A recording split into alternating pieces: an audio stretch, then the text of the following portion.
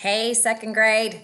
Happy Friday. Today we are going to do Module 8, Lesson 9, and it's kind of a fun one because we're going to be talking again about polygons or shapes. Specifically, we're going to look at some rectangles and some circles today, and we're going to learn how to create halves of those shapes. So what I would like for you to do first is I would like for you to get a couple of pieces of paper. Now this right here is a brand new, perfectly good piece of paper. So I usually try to save these, and I usually try to find a paper that I've already used one side of if I'm gonna be folding and cutting. So go find about 2 pieces of paper that maybe even was a flyer or something in your recycling bin, but it's a rectangle this size, and then actually get 3. Okay, go get 3 and then come right back. Okay, so the first thing I want you to do, and I forgot to have you grab one more thing, grab something in your house that's shaped like a circle. I'm looking around behind me, and I have like this candle jar, and right here's a circle, and I could trace a circle around it. There's all kinds of things in my house. Probably you have something in your pantry, like an oatmeal container or something that have a circle. But what you want to do is you want to lay it on the piece of paper and you want to trace around it so you have a circle. I have one here. So get one of those, get a circle traced on a paper, and then come back. Okay, are you back? All right. Take your circle, and I just realized I don't even have my scissors, so I'm going to grab my scissors. Take your circle and cut it out. I'm going to cut mine out.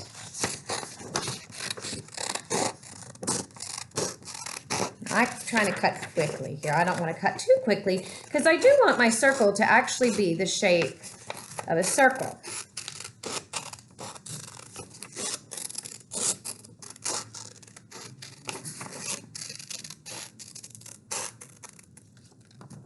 Okay. So pause until you have your circle ready and then come back. All right, you got your circle? How would we partition this circle if we wanted to partition it into 2 equal pieces, which we would call halves? How would we do that? Well, probably what I would do is I would say, well, let's just fold it. Let's just fold it in half. So really, it doesn't really matter where you start because it's a circle. So you just fold it like this. And it's gonna it kind of looks like when you get it folded, it looks sort of like a taco, doesn't it? Like that somebody would eat their taco. But anyway, it's like a half circle shape, right? And then you open it up. And I'm gonna take my pencil and I'm gonna draw along that line. And now you can see that I have halves of this circle. And I could even, if I wanted to, I could even then take my scissors and I could cut, and then I would have my 2 equal pieces. And how could I prove that they're halves? Well, when you lay them on top of each other, you can get it to where you can see there's nothing sticking out from underneath and nothing's covering up underneath, kind of like when we did the pattern blocks. So you can tell they're halves, right? And in fact, I'm going to write 1 half, H-A-L-F, right here on my circle. And then I'm going to write 1 half, H-A-L-F, right here on this circle. So now I have 1 half and 1 half. Okay. Set your circle aside. And let's take a look at this circle here.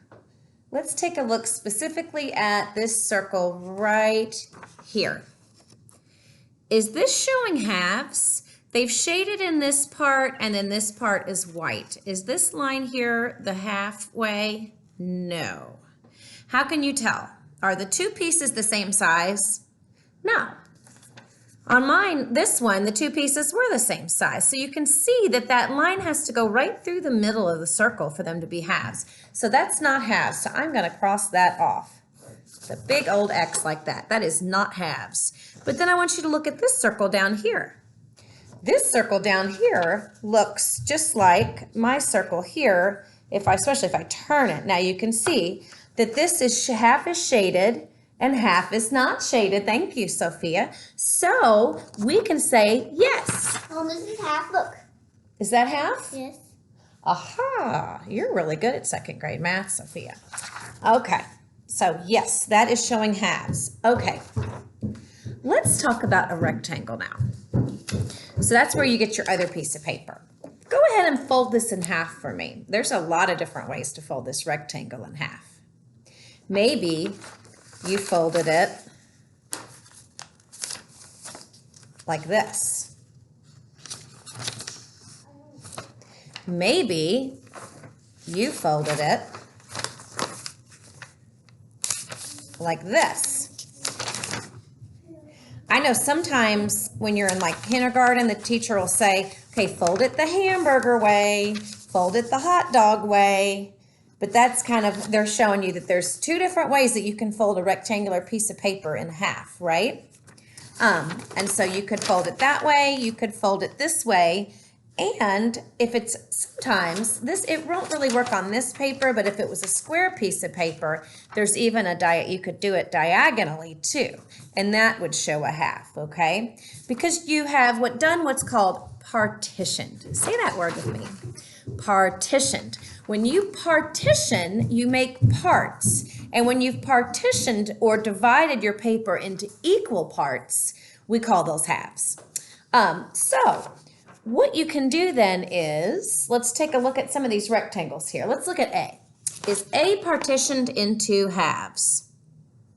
Yes. I say A is partitioned into halves. I'm going to write Y-E-S because I can tell that if I cut this thing out and if I folded it, there would be exactly the same amount here as there is here. They're the same size and the same shape even.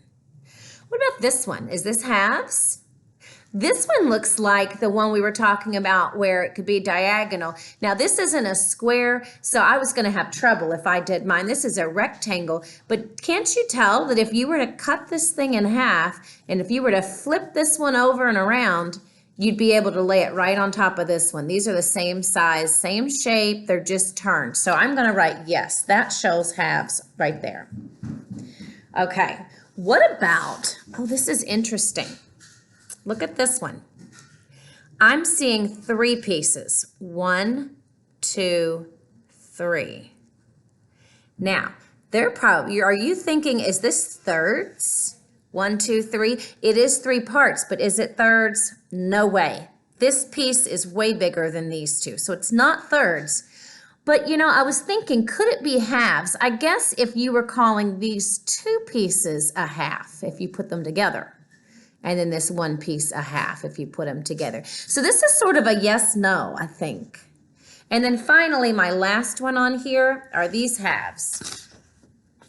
I think so. I think if you cut them out, you could cut it out, lay it on top, and it would fit if you flipped it over.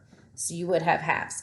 So today, what you're going to be doing with your problem set is you are going to be, for number 1, it says to circle the shapes that have 2 equal shares with 1 share shaded.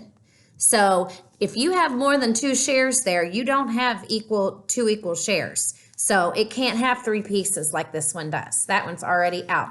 Now it just says circle the ones that do. So the ones that don't, you just leave them alone.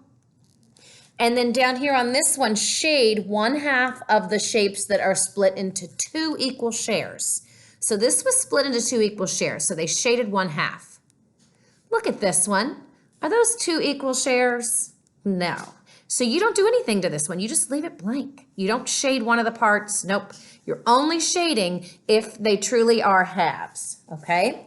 You're leaving it alone. If it's not, then you have a second page.